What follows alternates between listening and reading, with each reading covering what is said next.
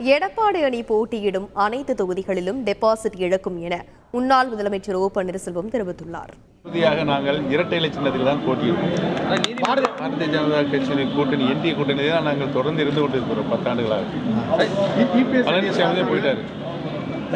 எல்லா தீர்ப்புகளும் முதலிலிருந்து இன்று வரை எடப்பாடி பழனிசாமிக்கு எல்லா தீர்ப்புகளும் தற்காலிக தீர்ப்புகளால் தான் வழங்கப்பட்டிருக்கிறது.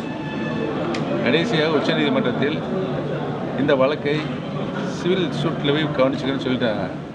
ஆக இதற்கு முன்னால் வழங்கப்பட்ட எந்த தீர்ப்புமே பைண்டிங் ஆகாது.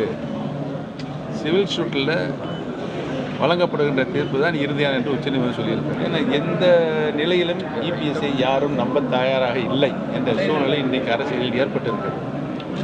ஏன்னா அவர் யாரெல்லாம் அவருக்கு நல்லது செஞ்சார்களோ அவர்களுக்கு நன்றி இல்லாமல் அவர் நடந்து கொண்ட காரணத்தினால் கட்சிகள் அவரை நாடி செல்வது தவிர்க்கப்பட்டு வருகிறது.